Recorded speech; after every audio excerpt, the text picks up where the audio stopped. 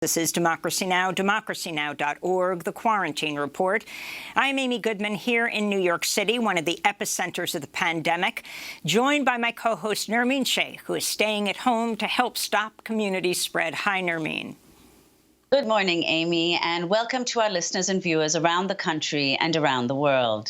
Well, I certainly look forward to the day you're sitting here in the studio right next to me. But right now, the numbers are grim. The number of confirmed U.S. coronavirus cases has officially topped 2 million in the United States, the highest number in the world by far.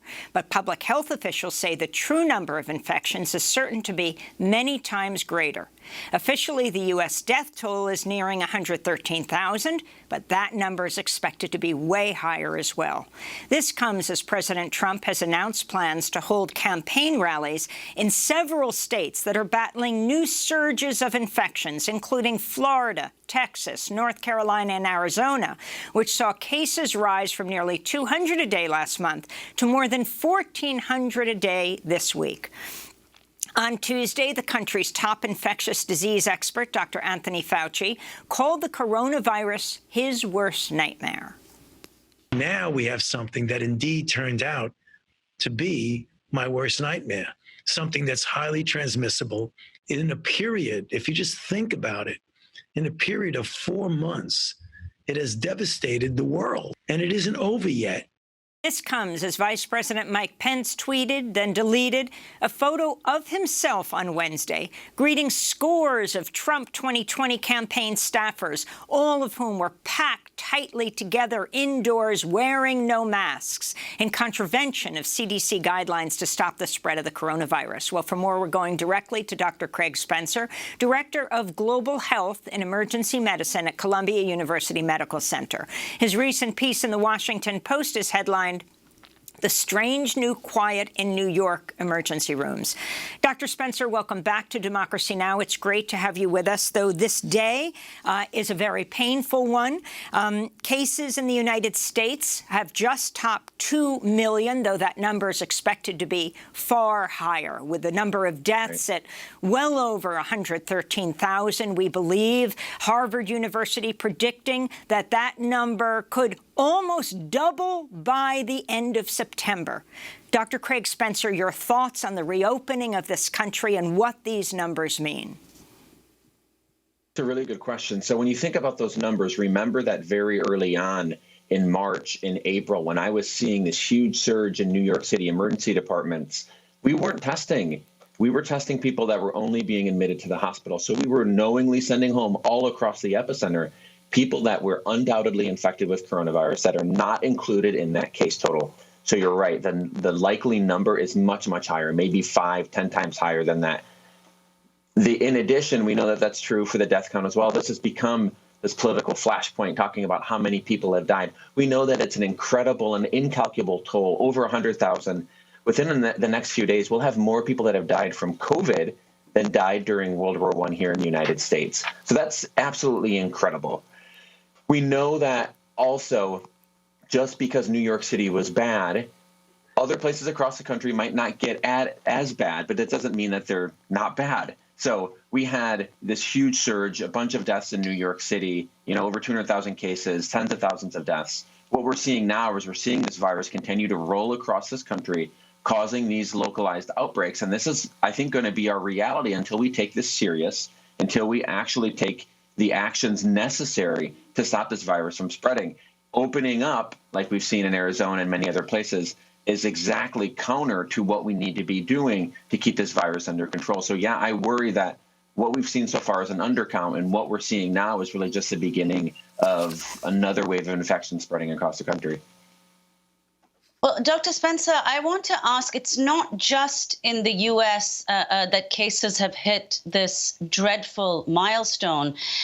Worldwide, cases have now topped 7 million, although like the U.S., the number is likely to be much higher because of inadequate testing all over the world. But I'd like to focus on the racial dimension of the impact of coronavirus, not just in the U.S., but also worldwide. Just as one example, in Brazil, and this is a really stunning statistic, that in Rio's favelas, more people have died than in 15 states in Brazil combined.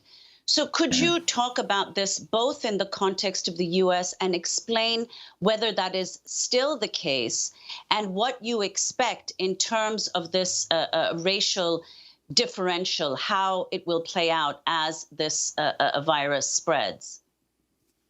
Absolutely. What we're seeing, not just in the United States, but all over the world, is coronavirus is amplifying these racial and ethnic inequities. It is impacting disproportionately vulnerable and already marginalized populations.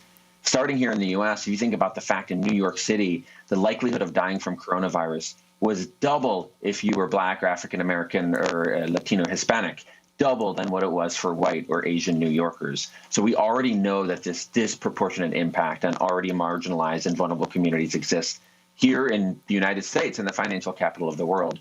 It's the same throughout the U.S. A lot of the data that we're seeing over the past few days, as we're getting this disaggregated data by race and ethnic background, is that it is hitting these communities much harder than it is hitting white and other communities in the United States. The statistics that you give for Brazil are being played out all over the world. We know that communities that already lack access to good health care or don't have the same economic ability to stay home and participate in social distancing are being disproportionately impacted. And that is why we need to focus on and think about in our public health messaging and in our public health efforts to think about those communities that are already on the margins, that are already vulnerable, that are already suffering from chronic health conditions that may make them more likely to get infected with and die from this disease. We need to think about that as part of our response, not just in New York, not just in the U.S., but in Brazil, in Peru, in Ecuador, in South Africa, and many other countries where we're seeing the disproportionate number of cases coming from now. We're seeing, I think it was just pointed out that 3/4 of all the new cases, the record high cases, over 136,000 this past weekend on one day, 3/4 of those are coming from just 10 countries. And we know that that will continue and it will, go burn through those countries and will continue through many more. As of right now, we haven't seen huge numbers in places like West Africa and East Africa, Sub-Saharan Africa, where many people were concerned about it initially. Part of that is because they have in place a lot of the tools from previous outbreaks, especially in West Africa around Ebola. But it may be that we need more testing. It may be that we're still waiting to see the big increase in cases that may eventually hit there as well. Dr. Spencer, you mentioned that on Sunday, it was Sunday, where there were 136,000 new infections, which was a first. It was the highest number since the virus began. But even as the virus is spreading, much like states opening in the U.S., countries are also starting to reopen around the world, including countries that have now among the highest outbreaks. Brazil is now second only to the U.S. in the number of infections, and Russia is third, and these countries are opening along with India and so on. So could you, there are various reasons that countries are opening. A lot of them are not able, large numbers of people are not able to survive as long as the country is closed, like, in fact, Brazil and India. So what are the steps that countries can take to reopen safely? What is necessary to arrest the spread of the virus and allow people at the same time to be out? It's tough because we know that this virus cannot infect you if this virus does not find you. If there's going to be people in close proximity, whether it's in India or Illinois, this virus will pass and will infect you. I have a lot of concern, much as you pointed out, places like India, 1.3 billion people, where they're starting to open up after a longer period of being locked down, and case numbers are steadily increasing. You're right that a lot of people around the world don't have access to multi-trillion-dollar stimulus plans like we do in the United States, the ability to provide at least some sustenance during this time that people are being forced at home. Many people, if they don't go outside, don't eat. If they don't work, their families can't pay rent or really just can't live. What do? We rely on the exact same tools that we should be relying on here, which is good public health principles. You need to be able to locate those people who are sick, isolate them, remove them from the community, and try to do contact tracing to see who they potentially have exposed. Otherwise, we're going to continue to have people circulating with this virus that can continue to infect other people. It's much harder in places where people may not have access to a phone, or may not have an address, or may not have the same infrastructure that we have here in the United States, but it's absolutely possible. We've done this with smallpox eradication, decades ago. We need to be doing this good, simple, bread and butter, basic public health work all around the world, but that takes a lot of commitment, it takes a lot of money, and it takes a lot of time. It looks like President Trump is reading the rules and just doing the opposite. I mean, everything from pulling out of the World Health Organization, which, and if you could talk about the significance of this, you're a World Health expert. You yourself survived Ebola after working in Africa around that disease. And also here at home. I mean, pulling out of Charlotte, the Republican convention, because the governor wouldn't agree to no social distancing, and he didn't want those that came to the convention to wear masks. If you can talk about the significance, what might seem trite to some people, but what exactly masks do. And also, in this country, the states we see that have relaxed so much, he might announce yet tomorrow the convention to Florida. There's surges there. There's surges in Arizona. Extremely desperate question of whether a lockdown will be reimposed there. What has to happen? What exactly, when we say testing, should be available? And do you have enough masks even where you work? Great. Yeah. So let me answer each of those. I think first on the World Health Organization and really the rhetoric that is coming from the White House, it needs to be one of global solidarity right now. We are not going to beat this alone. I think that that's been proven. This idea of American exceptionalism now is only true in that we have the most cases of anywhere in the world. We are not going to beat this alone. No country is going to beat this alone. As Dr. Fauci said, this is his worst nightmare. It's my worst nightmare as well. This is a virus that was first discovered just months ago and has now really taken over the world. We need organizations like the World Health Organization, even if it isn't perfect. And I've had qualms with it in the past. I've written about it. I've spoken about it, about the response as part of the West Africa Ebola outbreak that I witnessed firsthand. But at the end of the day, they do really, really good work, and they do the work that other organizations, including the United States, are not doing around the world, and that protects us. So we absolutely, despite their imperfections, need to further invest and support them. In terms of masks, masks may be, in addition to social distancing, one of the few things that really, really helps us and is proven to decrease transmission. We know that if a significant proportion of society, 60, 70, 80% of people are wearing masks, that will significantly decrease the amount of transmission and can prevent this virus from spreading very rapidly.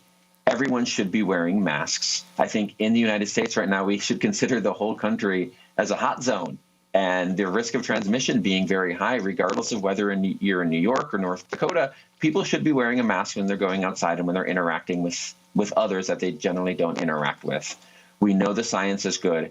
I will say that from a public health perspective, there was some initial reluctance and really, I guess, some confusion early on about whether people should be using masks.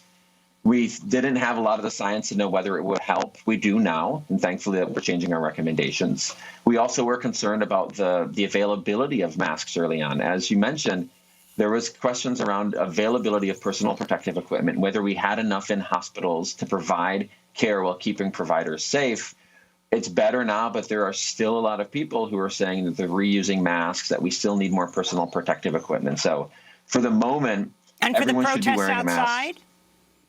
Absolutely. Yeah, of course. Just because I think we have personal passions around public health crises, that doesn't prevent us from being infected. I have, from a public health perspective, of course, I have concerns that people who are close and are yelling and are being tear gassed and are not wearing masks, if that's all the case, it's certainly an environment where the coronavirus could spread. So what I've been telling to everyone that's protesting is exercise your right to protest. I think that's great. But be safe. We are in a pandemic. We're in a public health emergency. Wear a mask, socially distance as much as you possibly can. And are you telling the authorities to stop tear gassing and pepper spraying the protesters?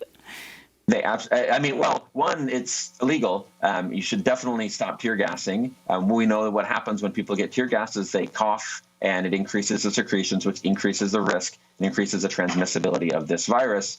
In addition to that, holding people and arresting them and putting them into small cells with others without masks is also, as we've seen from this huge number of cases in places like meatpacking plants or in jails, in prisons, the number of cases have been extremely high in those places. Putting people into holding cells for a prolonged period of time is not going to help. It's definitely going to increase the transmissibility of this virus. So yes, everyone should be wearing a mask. I think everyone should have a mask on when you are anywhere that you are interacting with others can potentially spread this. I think the other question was around testing. We know that right now testing has significantly increased in the U.S. Is it adequate? No, I don't think so. I hear from a lot of people who say they still have to drive, 2 to 3 hours to get a test. We still have questions around the reliability of some of the serology tests or the antibody tests. Those are the tests that will tell you whether or not you've been previously exposed and now have antibodies to the disease. Some of the more readily available tests just aren't that great.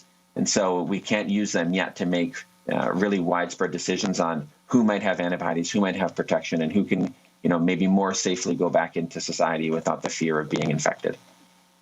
Dr. Spencer, we just have 30 seconds. Very quickly, there are 135 vaccines in development. What's your prognosis? When will there be a vaccine or a drug treatment? We have one drug that shortens the time that people are sick. We don't know about the impact on mortality. There are other treatments that are in process now. Hopefully some of them work. In terms of vaccines, we will have a vaccine very likely that we know is effective probably sometime later this year. The bigger process is going to be, how do we scale it up to make hundreds of millions of doses? How do we do it in a way that we can get it to all of the people that deserve it, not just the people that can pay for it? I think these are going to be some of the bigger questions and bigger problems that we're going to face going forward. But I'm optimistic that we'll have a vaccine or many vaccines, hopefully in the next year. Dr. Craig Spencer, we want to thank you so much for being with us, Director of Global Health and Emergency Medicine at Columbia University Medical Center. And thank you so much for your work as an essential worker. Dr. Spencer's recent piece, we'll link to it, democracynow.org. It's in the Washington Post, headline, "The Strange New Quiet in New York Emergency Rooms." When we come back, George Floyd's brother testifies before Congress a day after he laid his brother to rest. Stay with us.